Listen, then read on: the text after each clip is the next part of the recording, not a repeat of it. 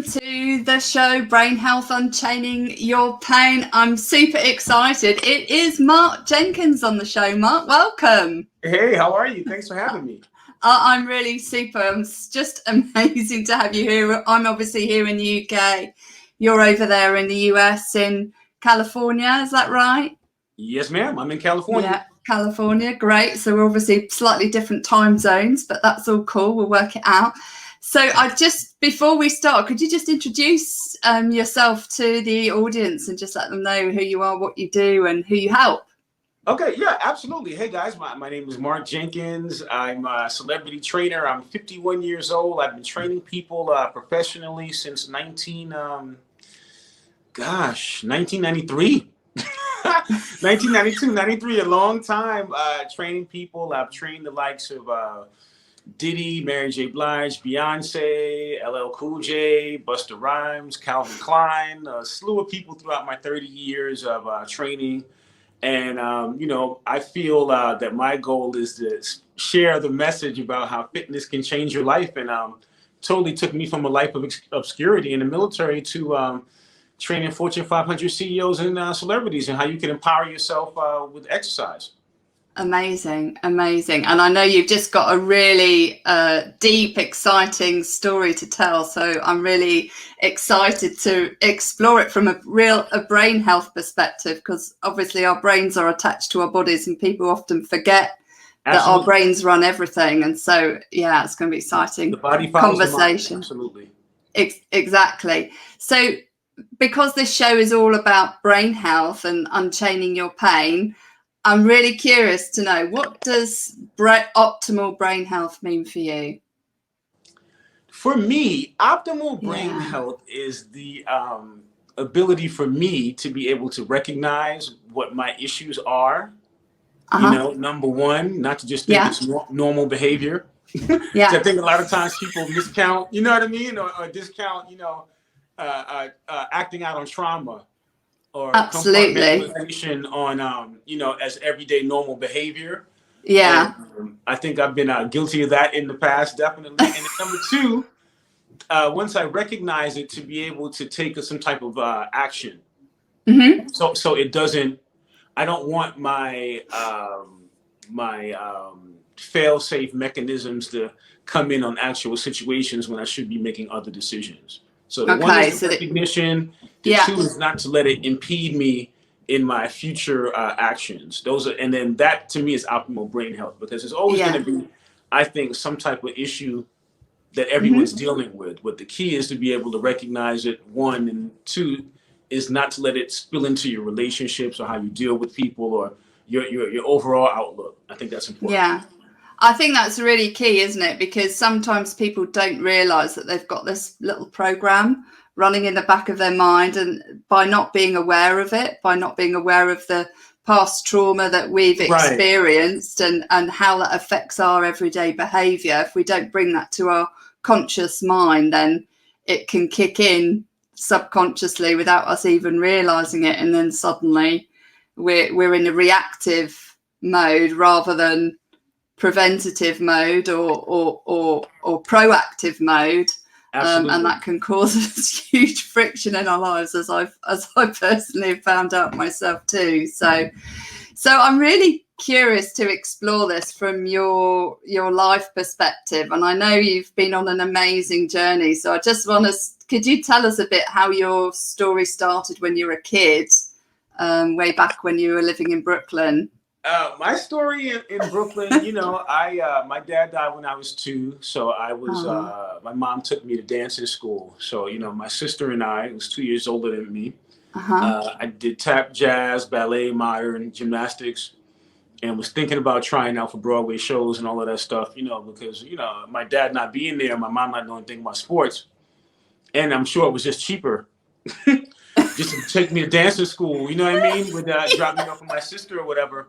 So I didn't grow up learning any type of sports, like playing basketball. Oh, you thought sport. Or anything. Yeah, I was just dancing. And then, maybe when I got to junior high, I started getting teased because, I didn't know any sports. One, and I made the mistake of telling somebody I was dancing in Brooklyn. And that was a big mistake for my safety and caused me a lot of bullying and problems and all of that stuff. Oh. And I stopped dancing, and then subsequently, you know, my family being West Indian, I'm from Antigua, my family. Yeah. You know, maybe a year and a half later, I had a 45-inch waist because, you know, I just kept Oh on my eating goodness. rice. So how and old were carbs you and the then? bread. How old were you 16, in that? 17. Okay. And what was the real trigger for you to, you know, obviously you went from, presumably you were pretty fit as a dancer. Yeah. You know, when And you were then I went dancing, to and then getting bullied and the bullying. having a gut. They used to call me sucking the gut in high school, and smoking cigarettes Oh, and drinking beer, just trying to, you know, fit in. And at the trying to same fit time, in. unbeknownst to me, being depressed, you know? Yeah. Because And do this you is know when this that is really started? When did that really, can you remember the day it kind of started, or was it just a gradual it was a gradual thing? Yeah. As I found I wasn't fitting in, you know, it just kept, Yeah. and then girls come into play, and you know, Yeah. And yeah, so you just ended up getting depressed, and you started eating and eating and drinking and smoking, and you know, okay. not being interested in school. And you know, one day, because you know, you had to run home to keep your sneakers on your feet back then, so every day it Yeah. was a trial just to keep your sneakers on your feet in the early '80s in Brooklyn. Was a Yeah. battle in the So snow. So then I ran past I was going past the military recruiter, and I said, man, you know what? If I join the military, I could get in shape, learn how to defend myself, and take the financial burden off of my mom, who yeah. sent my sister to Penn State and bankrupted herself. Oh wow, okay. And I went to the recruiter, and I And took the what age test. were you then? 17. 17, okay. I scored real high on the ASVAB test, you know, and the Navy guy goes, yo, man, you know, they got McDonald's on the aircraft carrier. If you join the aircraft carrier, you know, you get McDonald's, man, you get to eat. And I was like, word, they got McDonald's? And I joined the Navy just like that. He saw me coming a mile away. There's no McDonald's in the aircraft carrier, guys. Little did you know. Yeah, there's none. There is none. And when I got there, they sent me all around the ship to looking for the McDonald's, but there's none there. It just sent me around the ship for 2 hours, laughing at me. Yeah. Wow. Okay. No one told me until I got to the ship, interestingly enough, because I kept telling people, I said, man, I can't wait to get on the ship and get to the McDonald's. No one told me for like a year in the military. They just went along with it. Just kept it quiet. No matter who I spoke to. Yeah, I remember a story from my past, not from a military perspective, from kayaking, where we had a guy who thought we had to have a passport to go from England to Wales, which you didn't need. So we hid him in a coach and did the same drill on the way back. And he only found out that there was no passport control when he got home and told his parents. I wasn't part. I was too young to be part of that. It was another. That's funny. So tell me, how did you get to the? You know, obviously you're 17, you're overweight, and you choose to join the military. Tell me what happened from the training program. How did that change you? Yeah, it was fortuitous that I joined the Navy boot camp because that's the easiest one, if not the Air Force. It might be a tie between because I was so out of shape, and I was literally last on every run.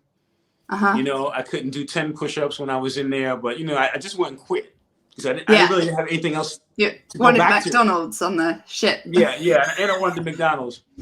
So I didn't quit. I made it out. You know, I lost a lot of weight in boot camp, but I was very flabby. You know.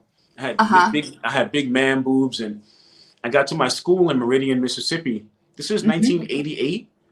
So they send you to school. So we went to our school to learn about the F-18 and whatnot. You know, based on you know what you pick, you get a trade, and then you go to your school and learn it. You know, you know how it goes. Yeah. So I'm at the school, and at that time, they had a sign on the base saying that we were responsible for our own safety because it was KKK outside of the school in Meridian, Mississippi. You know, just to put it in perspective for people so they can understand, like, it's 88, how times have changed and have not changed at the same time. So, you know, I'm in my school. I see a buff guy. I walk up to him. I say, hey, man, you know, I don't know anything about working out. Can I work out with you guys? You know, he shows me how to train. You know, I start working out, reading books, magazines. I get to be 22-inch arms, 250 pounds, 29-inch waist by my second year in the military. I had a friend of mine who was overweight. I trained him, And then I became the go-to guy for the overweight people in the military. And that's Wow. pretty much how I started training people. And it was a life-changing experience. I was able to look people in the eye. I was able to date and get girls. I was seeing the world. But this is all during the Gulf War. So Yeah, sure. I did maybe 3 years or 2.5 years sea time out of the 4 years I was in there. So a lot of time being in the Gulf. So I didn't want to continue in the military. I got out. But I knew I wanted to stay in shape. So I took all of my money and I got this incredible gym membership at the best gym in New York City. And this gym happened to be housed by, it's right in this complex. And it was Motown Records right next to it, and Disney right next to it, and all these other companies, fashion companies. And I was working in the post office because my military time continued. Yeah, okay. Right. And they were asking, and I complained to my gym manager. I said, hey, man, this is size discrimination. I'm breaking down much more trucks than everybody else, but I'm getting paid the same money. One day I complained to my gym manager. He said, Mark, you're so cool. I'll give you a job. Go get certified. So I became certified a trainer, and I got a job in the gym that I was a member in. Yeah. So I became a trainer there. And unbeknownst to me, I started training people who were in high-level executives. And one thing led to another, and I started training them for free in order to get a free lunch. And in the free lunch, I'd ask them how to structure a company. If you were a trainer, how would you do it? They would tell me. Yeah. And I implemented it. And it took me maybe, I guess that was by 93, 94. It took me living in the projects until 2000 to reach my business endeavors and be able to get out the projects and work for myself as a personal trainer. Wow, brilliant. And so I'm kind of curious around the mindset piece that shifted for you when you were 17, 18, when you went to that transition with the military. What would you say were the 3 core principles that you learned that maybe you didn't have in your toolkit when you were 16 years old? What was that shift that happened that made you want to lose weight? Yeah, I would say one is that they keep saying it over and over again in the military. Attention to detail. Attention to detail. So being very, you hear it a million times. So I think they bang that into your subconscious, the attention to detail part. And I think the second lesson that I learned is to toughen up, because I was a total mama's boy.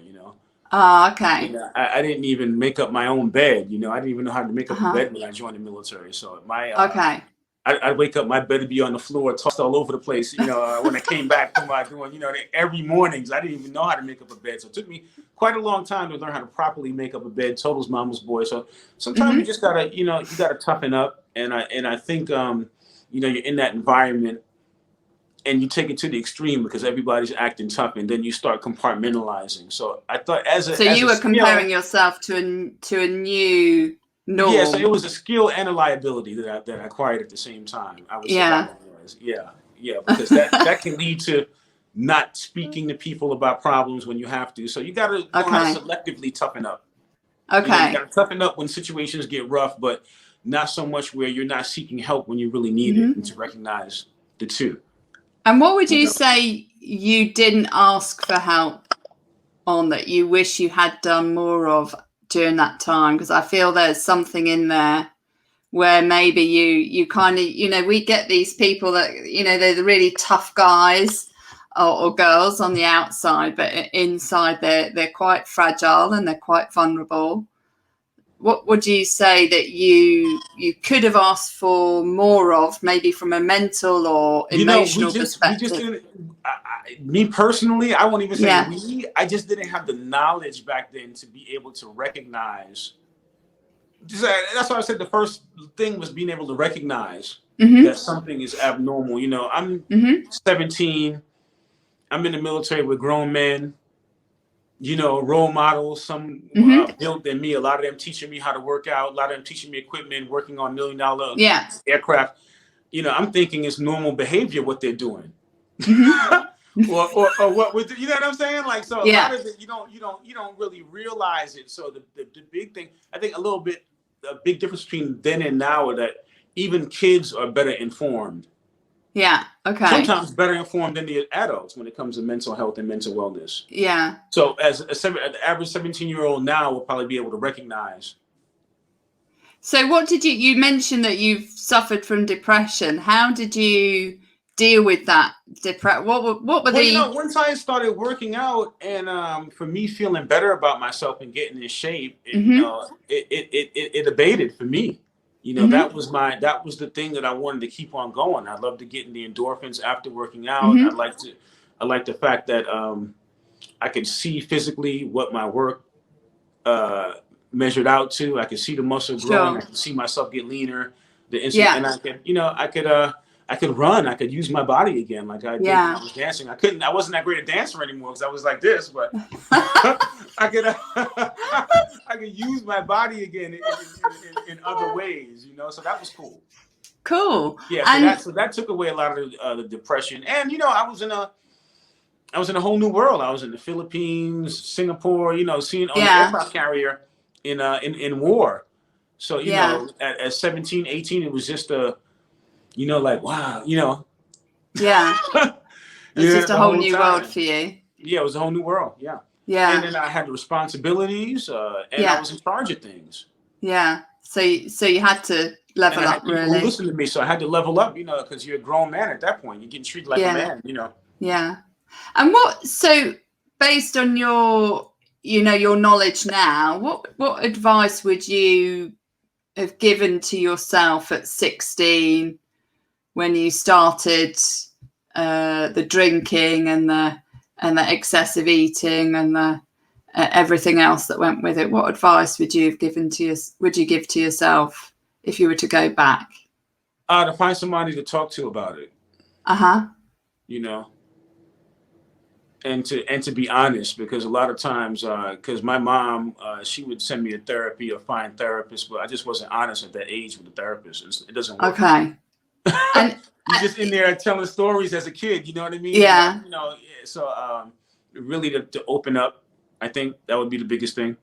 And what do you think? Was it just the eating and the drinking that was the outflow of your state of mind, or were there other, you know, did you have anger? Were there other signs from I would say I had some anger. I would say behavioral in school. Looking back at it, yeah, absolutely. And you I know you mentioned very early on that your dad died when you were only 2. Did you manage to deal with that through exercise, or? You know, later on, after I got out of the military, maybe 1996.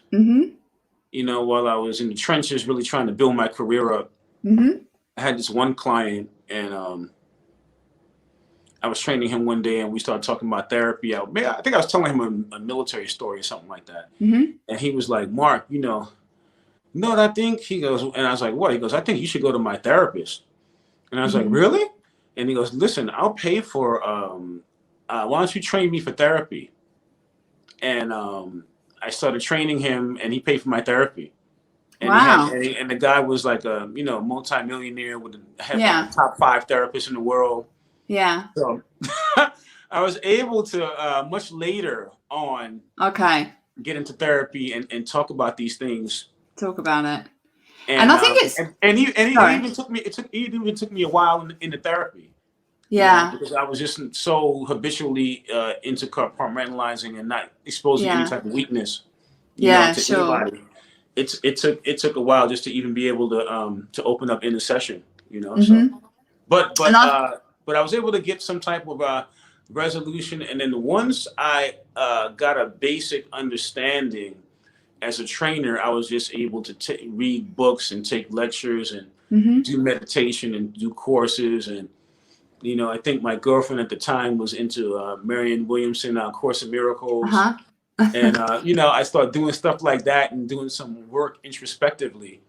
And it came to a lot of conclusions about, you know, but it's definitely still a work in progress, you know, as everybody else is. You know, we're all in it together trying to figure it out, you know. But like I said, my thing is recognition, and then actually being able not to let it impede me in my not to other, let it impede you. day-to-day And activities. based on your your knowledge now, I know we talk a lot about physical health, kind of quite different to mental health, quite different to brain health, but they're all very much, for me, interconnected. As we said at the beginning, because our brain actually runs everything. Our brain is responsible for making sure our body functions, because we're the ones that decide whether we want to do exercise or not. That's the first thing that happens, isn't it? So on your journey to becoming a fitness instructor, what did you notice from a brain health perspective that you didn't maybe learn from a physical fitness perspective that became important for your clients? To learn that the body is the vessel that houses their brain. So in order to have brain health to begin with, you have to have a certain level of physical health. Physical health. Yeah, absolutely. Yeah. And that's something I really try to convey to my clients. One, and then two, I try to convey to them that, the working out, people mistake it for being a superficial pursuit. But, initially the martial artists, the monks created martial arts so that the monks wouldn't fall asleep during their meditations. They couldn't physically hold their body up because they were meditating so long. So they had to practice to be able to strengthen their core and as above, so below, their physical antenna, as well as get the spiritual energy. And that's what I try to get into people. So it's not about looking better per se. There's nothing wrong with you. You have to fix. Yeah. Because a lot of people have the resentment because of the way fitness is presented. You're just trying to hone your instrument so you can transmit and receive better. Yeah. Period. And longer. Yeah. I love that. That enables you to make money, because you're working out, you have more stamina, you're making more impact. Now, if there is social wellness, so if you happen to look better because you're working out and you walk into a meeting and you're able to facilitate you getting a deal because you convey more confidence with your appearance, that's an extra. Yeah, exactly. That's an extra bonus. That's a given, but that shouldn't be the focal point. And I think fitness a lot of times fails with separating the two, and it turns people off. Yeah, I agree. And for me, when I started my journey on brain health itself, is I was really frustrated when I was in the corporate world.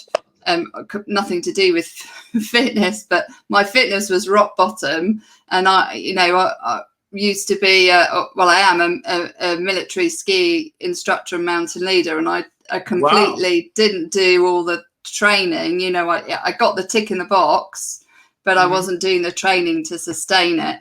And the corporate work that I was doing was I wasn't allowing myself the time to do the physical exercise that was necessary to sustain my mind. And it happens a lot, because people get, for me, I got so sucked into having to work crazy hours that everything else fell over. You always drop the personal self-care, don't you? Tend to do that when you don't understand the importance of physical fitness and training. And I know for me now personally, I have to do fitness every day in order to manage my brain health. And the thing that came to me is that when we talk about ourselves just as a holistic or integrated perspective, is there's like 5 pillars. Is how we're feeling, which is the first one. Our actions, which includes our behaviors that you talked about, our fitness, our work routines, and all of that kind of thing. The connections that we have to others and also to ourselves, our self-worth, our values and beliefs, our thoughts that we're listening to, and also surroundings that we're in, and our surroundings influence us as well. So if you're thinking about all those 5 pillars, feelings, actions, connections, thoughts and surroundings, which ones for you do you notice people tend to pay the least attention to when they're focusing on their fitness? So if they're, because fitness focuses very much on your physical well-being. I know Right. you do so much more than that from the work that you do. So when people get very dialed in on just the actions that are necessary for them to get fit, what do you find people sometimes, do you notice people sometimes miss the mental training as well as the physical training? What do you notice people? I think sometimes it does. I think depending on the project that I've dealt with in the past, like, Mm-hmm. I've had to get people, I made my living since, like getting D'Angelo in shape for the Untitled video, or Mm-hmm.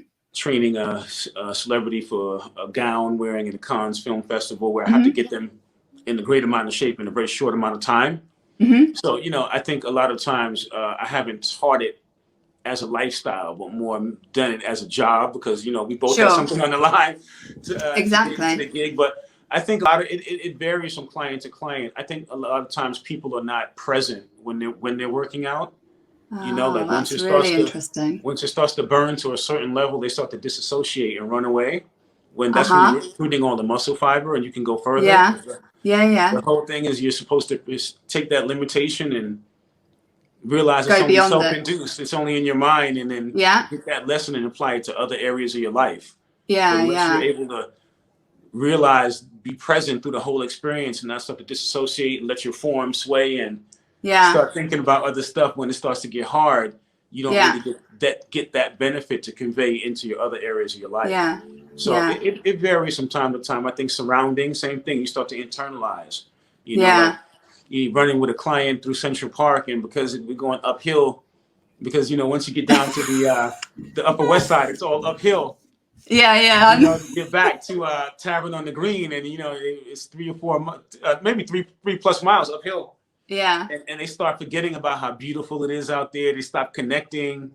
Yeah. Their bodies are tight. They stop breathing, and they don't get the experience. Like, you're in nature, you're running with beauty. We're in New York City. Yeah. The only place where there's no cars Yeah. right now, and really, because they zoned out of the moment, because human beings are so much pain avoidance, and sometimes that's not the best thing. You do a lot of things out of pain avoidance when we can We go used into to have pain. we used to have a saying in the military. For one of the things that we do is no pain, no gain. Right. Which isn't always that healthy, but No. helps you get through the barrier of Exactly. the pain and move forward. So it varies with client to client, but surroundings, all of it, I think, stems from people trying to get away from, trying to escape something. The pain during the session, right? So how do you? So we talk about the comfort zone, the learning zone, and the danger zone from a training perspective, where people often sit in their comfort zone, don't they? They don't go beyond the bound. They don't push their limits to stretch themselves and understand what they're truly capable of, physically, mentally, emotionally, and spiritually. What is it that you do that really helps people push themselves past that pain barrier? Because there's always a wall, isn't there, on anything that you're doing that's endurance. You're going to hit a wall. I mean, I had this when I was teaching people kayaking years ago, just tiny kids, is that we did a 17-mile kayaking event, and they were only 10, and they had to do it in a day. And you knew that they were going to hit a wall at some point, but you had to push them through it. What is it that you do? What is it that you do for your clients? How do you? A lot of different techniques. I mean, one is you got to have your sense of humor, right? Okay, that's very key. And then two is exposure, right? Like, for example, I'll give you an example. I use both of those at the same time. I usually tell my clients, maybe by the first or second session, I'm like, listen, if you throw up, don't wipe your mouth until you finish the set. All right, very important. And I say it to them dead serious, right? They don't know if I'm joking. They don't know if I'm joking or not. And then I might repeat that every day for like a month or so. And as they're getting in better and better shape, I'll ask them. I say, hey, how did you feel the first time I said that to you? He goes, I didn't know whether you were joking or not. He goes, and I said, how do you feel now? He goes, and like, man, that's nothing to me, because I made light of the intensity of the working out, and I kept giving them the worst case scenario. So after a while of hearing it every day, It They just realize, doesn't matter. it became nothing to them. So that's a technique Yeah. I use a lot at the same time. But And the what whole would thing. you go on? No, and another one is that I just explained to them that, you have to push. You recruit muscle fibers, right? This is the science of muscle fiber recruitment. Right? You're doing 10 reps, right? The reason you do 10 reps is because somebody estimated by 8 or 9 or 10, you get to the point where your body sends a signal to your brain, or your brain registers and sends a signal to your body to create more muscle or to strengthen that muscle, because you're recruiting a certain percentage of your muscle fiber. 85 and 90% gets your brain to send that signal. So you have to be pushing 85 to 95% to recruit that muscle to get the brain to signal. And once I explain it to the person, we're not just here to induce pain in you.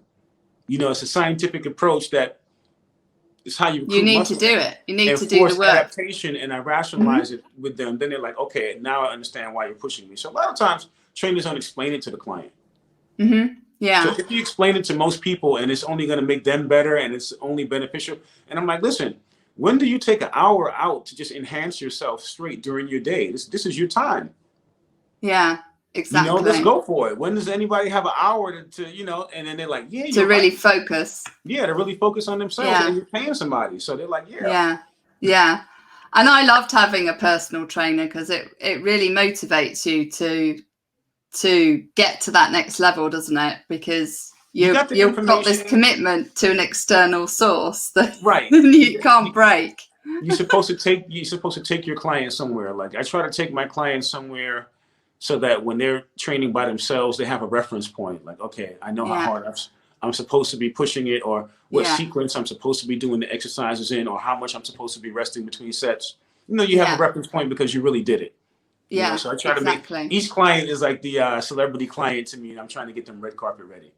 And what would you say has been your hardest challenge that you've had to endure so far? What's been the really most difficult thing that you've had to deal with? I've had some clients pass away. Oh, really? Okay. Yeah, I've had some clients pass away. 30 years of training people. I've had a few that were tough to deal with that I really connected with. Some because they got back out of shape after they, lifestyle. Yeah, so lifestyle shift. That's really disappointing,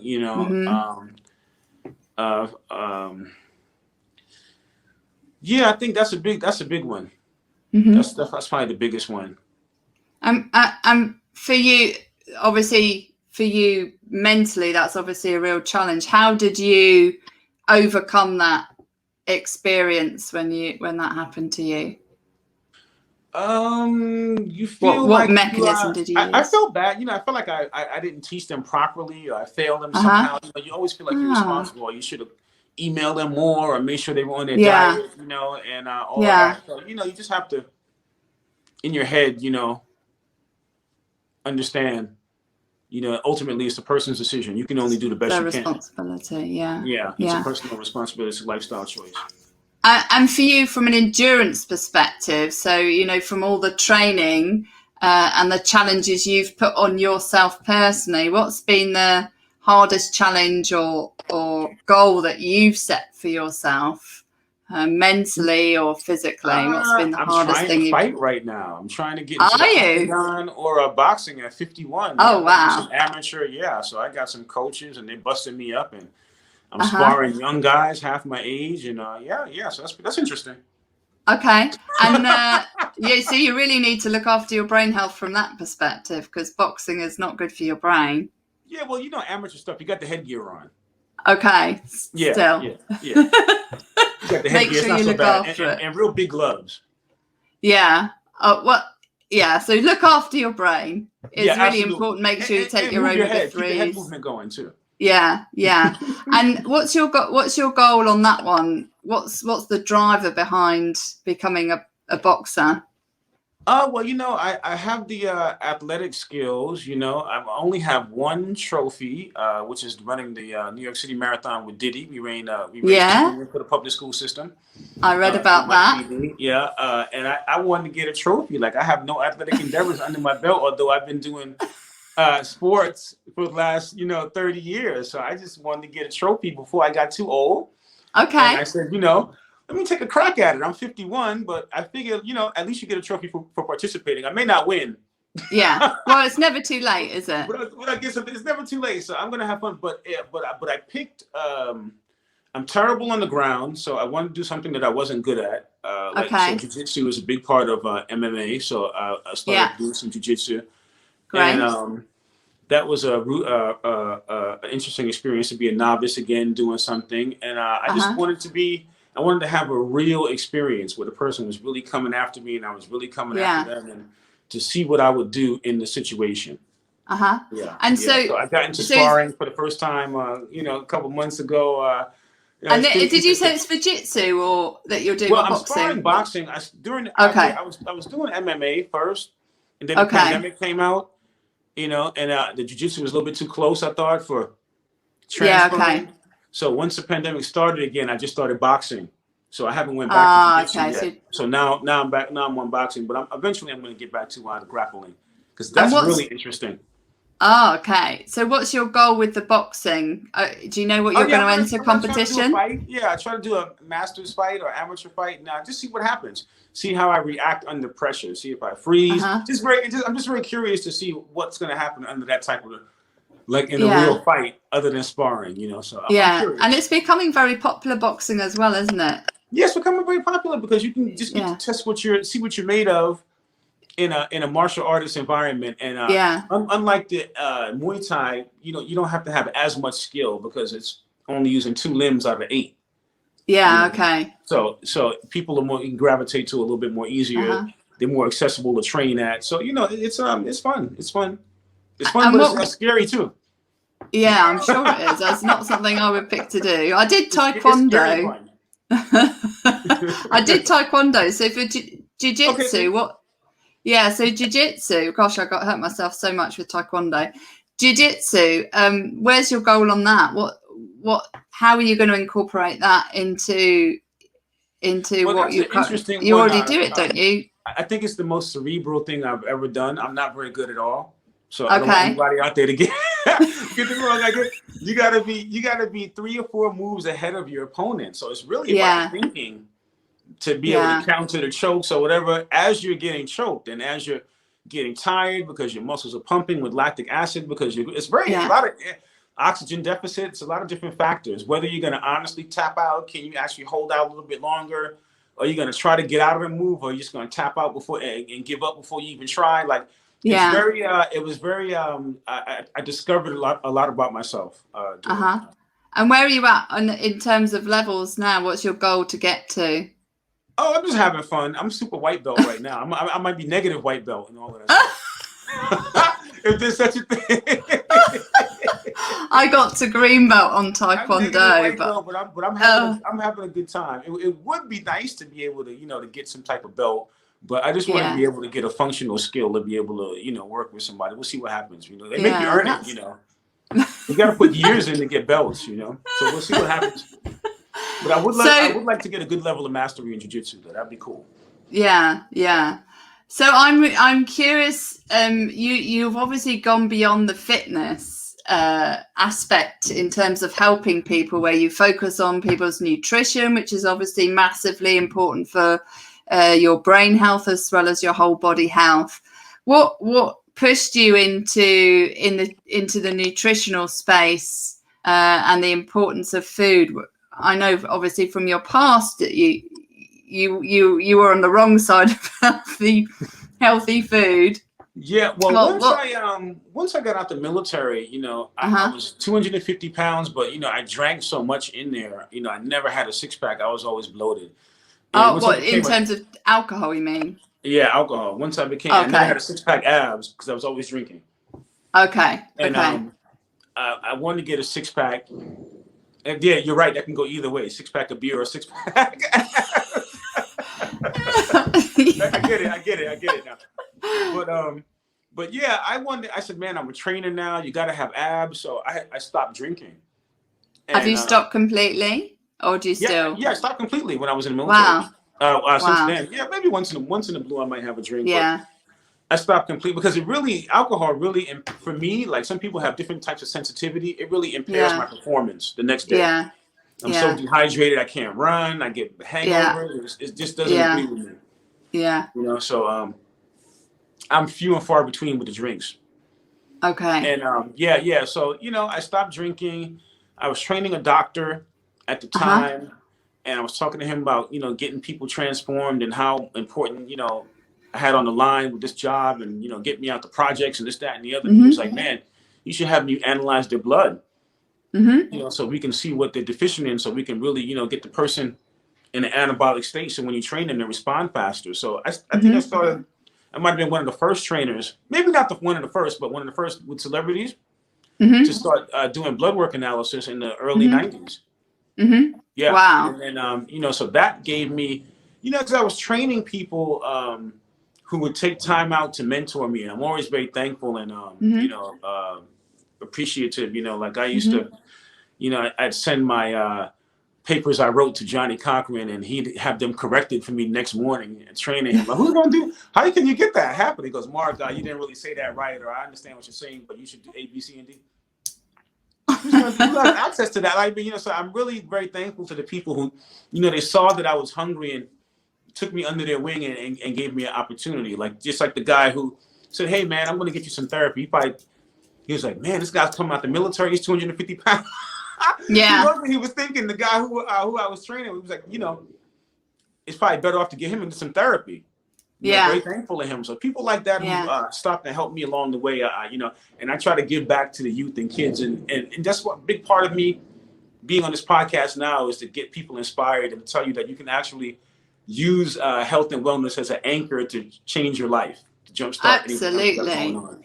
Yeah. And I think, you know, for me, that was the big shifter for me, was realizing that my state of health, I'd put on a lot of weight, 27 pounds or more overweight. I mean, it wasn't a huge amount compared to some people, but it was enough to massively reduce my self-esteem and how I felt about myself, and I was in a depressive state. And actually the big focus I set for myself was to become the fittest I've ever been as part of my journey. And I lost 27 pounds in 7 months I didn't set a goal, you know, I didn't set a goal to lose weight. I just set a goal to get fitter, focused on my fitness first, then focused on my nutrition, obviously cutting down the alcohol, and obviously, and within that period of time when I was absolutely at my optimal weight, and I really dialed in on my brain health, that's when I fell pregnant, which is what I wanted to do. And the start of the depressive state was having a miscarriage. So it, you know, for me, I absolutely 100% behind you on the importance of us recognizing how powerful physical fitness is in our overall well-being, particularly, you know, brain health, mental health. Yep. But I can tell you're pretty tough, Dr. Ruth. I can tell. Yeah, but I'm a bit of an armadillo. It's hard on the outside and soft and squishy in the middle. But just from the little bit you told me already, you're skiing. Yeah, right? You're active. That's pretty risky sport, huh? Yeah, it is risky, and it definitely hasn't helped my brain health for sure. A few too many accidents, but no, I mean it. I think you've got to do what fires you up, haven't you? You know, right? You do. You've got to do something that motivates you, that lights that fire inside of you, and that for me is more extreme sports that maybe aren't necessarily the healthiest. That healthy, but then that, you know, from a military, it's come from being in the military. So, but for you, I'm kind of curious to understand how did that, because I do blood work with my clients as well, and I think it's vitally important. How did that shift it for you when you were working with your clients and you added in the. It was amazing. I mean, you know, this guy was like, you know, so good. And, you know, me being so young and, not knowing anything about it. I literally seen him, look at the blood work, and we'd be in the room with the client and be like, listen, can Mark be here? Because it's your medical records. They're like, yeah, it's fine. Yeah. And then the doctor would be like, listen, looks like you've been you suffered some type of molestation. Your body stops secreting this hormone, and we see you got some serious trauma, and the person just start crying. Wow. It was amazing. Wow. You can get that type of information off of a wow. a blood work read. You know what I mean? And I see it with my own eyes, like, wow. So it's something that I encourage everybody to do, is to get their blood work done, especially if you're supplementing. Because then you can see if the supplement works, even if you're taking a multivitamin. Your A, B, and your C level should be up if you're taking that multivitamin every week than it was prior to starting, so you can quantify the expense. Don't you want to know if your supplements are working? Like if you're absorbing a supplementation. So just on that level, and also with the intensity of your workouts, if your C-reactive protein is sky high and your cortisol levels are sky high, it doesn't matter how hard I train you, you're not going to respond. We have to deal with that. What's stressing you out? What's bringing you into that fight or flight situation? So then you can actually benefit from the workout and not have the workout increase your fat storage. So all of that stuff is super essential. And I think it's very much overlooked, isn't it? Quite often. It's very much overlooked, and a lot of trainers, the good ones, because a lot of clients are leery. And the thing is that people don't want to spend money on themselves. They like to spend money on material objects. So, they don't mind spending for a vacation or a liposuction procedure that costs the same or whatever, or a car, but to ask them to spend money to train themselves, and it's not tangible, the benefits, it's a disconnect. So, a lot of people, when it comes time to pay for blood work, or they invest in themselves to pay for it, they don't want to do it. And it's like, it's only for benefit for you. But a good trainer, you'll be able, based off of the, and it takes years of, maybe decades of experience to do that, just based on the conversation you have with your clients, not even the health history, because sometimes they forget things. They do. We have to ask the question lots of times in different ways. Conversation, you're able to gauge your client's stress level, how many hours of sleeping per night, how many meals they're getting per day, their general outlook, if they're happy at their work. Then you can kind of key in what kind of stress levels they're under. And then you can find out what they're doing. Oh, do you meditate? Do you do yoga as well? No, I don't do. I'm just working right now, trying to get. So then you can pretty much.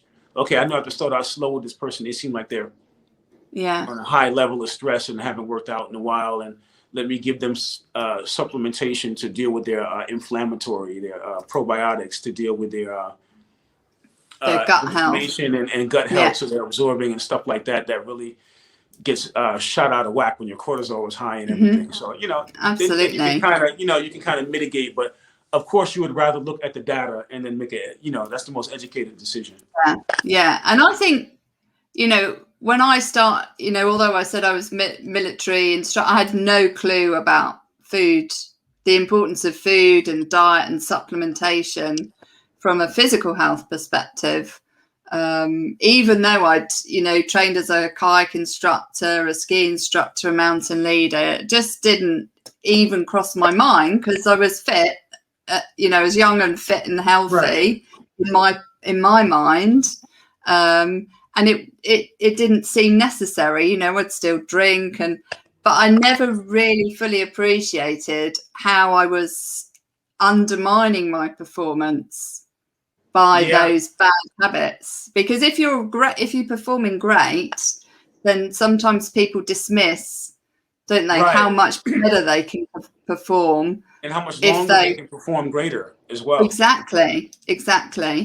And you see it in professional sports all the time. You see the athletes that have the 20-year career, then you see the athletes they just won that fight. Now they're no good anymore. What happened? And oftentimes, it's years of not doing foundational work, and foundational nutritional work is vital. Yeah, and I think it is vital. I totally agree. And I always find it quite shocking when you join a community of fitness professionals, and with it comes the especially from a military background, comes the tendency to want to have a lot of drink. Rowing is a classic, just as a general sport. You know, from my uni days, you always had alcohol was always involved in the of course. in the sporting world, and you don't appreciate how much it absolutely diminishes your overall performance. And obviously your ability to think clearly. Very estrogenic alcohol, extremely estrogenic. Yeah. So based on your, your experience that you've had over the course of your life, and you mentioned that you love helping kids. Could you tell me how you've leveraged your experience to help kids? I always try to, wherever I'm at or wherever I'm living, like, when I was in London, actually, I went to the jails there, and we trained some at-risk youth in the jails. And, everywhere I'm at, I try to partner with the United Way in Washington, D.C. and the middle school program to get them in shape. I'm here in L.A. now, working with some different organizations here. But I always try to get in something with the youth and, talk about, living your dream right now, because I get to stay in shape and I get paid for it, and I get to talk to other people inspired about that. So my job, I know a lot of people, especially with the pandemic, they're depressed now because they realize that they're working at a job, spending all this time at a job that they hate, or maybe it's not beneficial to people. So I feel so compelled to share the message that you can actually make money doing something you love that is beneficial for people. Absolutely. And that message is best shared with the youth. Because they're the leaders of the future. So that's why so I get that message out. I name drop with the kids. I said, I train A, B, C, and D, and this is why they take care of their bodies, because it makes them more successful. And then it resonates with the kids, So I just put it in a way they can understand it, because they're not old enough to be feeling physically ill yet. So no, because you think you're invincible, don't you? Well, yeah. You kind of think when you're a kid, you think you're invincible. Yeah, you think you're invincible. Absolutely. Yeah. So based on all of your journey through life and your experience on, taking back control of your mental health as well as your physical health, and really leveling up to not only for yourself, but really to help your clients as well. What would be the one piece of advice that you would give somebody who is struggling with their weight and feeling like they're slipping into depression, or they're showing the signs of depression? What one piece of advice would you give them? One piece of advice I would give them is to try to understand why you're heavy in weight. Is it because you don't have enough knowledge about exercise and fitness? You don't have any motivation, you need a plan? Or is it because you're using food to soothe yourself from some trauma that you've experienced? You have some type of food addiction, or you're eating out of depression? Try to recognize what it is, because once you recognize what it is, then you can, mitigate what to do. But, a lot of times, and I've had clients, they come to me saying that they want to train and transform their bodies. And I'm like, listen, I think your money would be better served getting into therapy. Because from what I'm getting from you, it's more of a mental thing than me training you, which is going to be a short-term solution. Yeah. And they're like, man, I really appreciate that. And I give them their money back. So a lot of times we have the right intentions when it comes to getting in shape.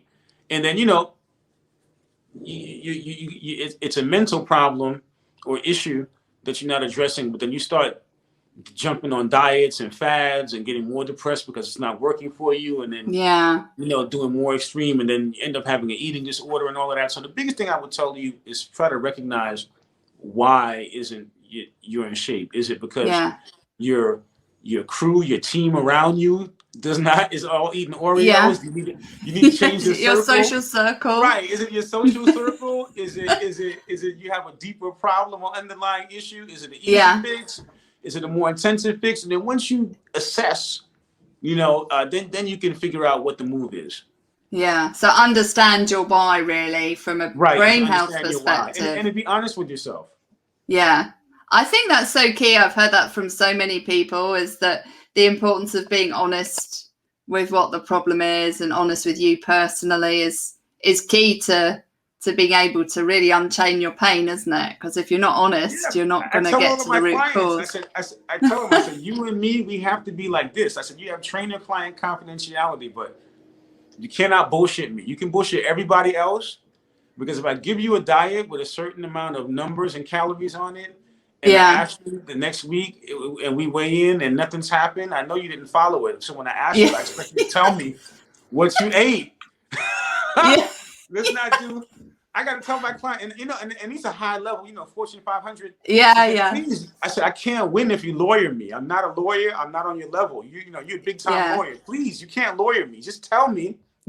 Tell me the truth. Well, yeah, the truth. Know the truth, and the truth will set you free. So that's the biggest thing with all of these things, because I guess I'm the exercise therapist. Like some people are the mental therapist, so I gotta go through, you gotta do the confession, what happened, what this, that, and the other. So, I gotta just tell me what happened so then we can do some damage, especially if you gotta get on stage or TV, guys. I'd appreciate it.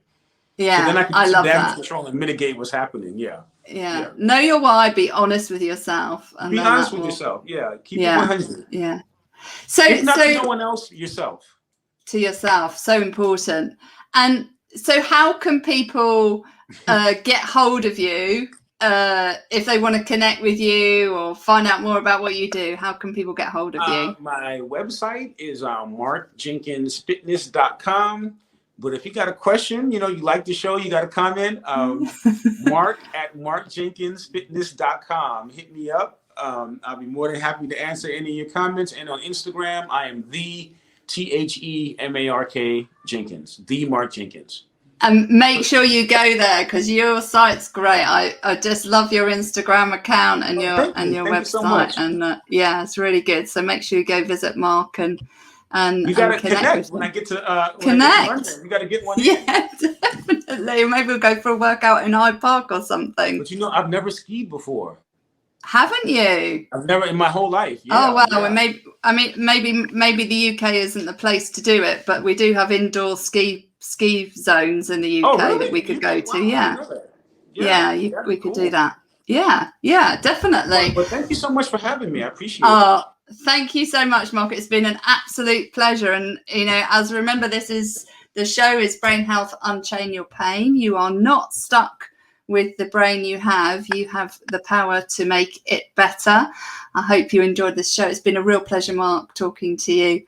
I look forward to connecting with you soon. Absolutely. Thanks for having me. I really hope you enjoyed that conversation. Thank you so much for listening. Please be sure to like and share this episode and leave a review on my website or on Apple Podcasts. If you're looking for opportunities to optimize your brain health or unchain your pain from a past trauma, make sure you visit my website www.ruthmaryallen.com and use the code podcast10 at checkout to get 10% off all programs. And always remember, you are not stuck with the brain you have. You have the power to make it better. You have the power to unchain your pain and optimize your brain power and performance so that you can win back energy and time doing what you love.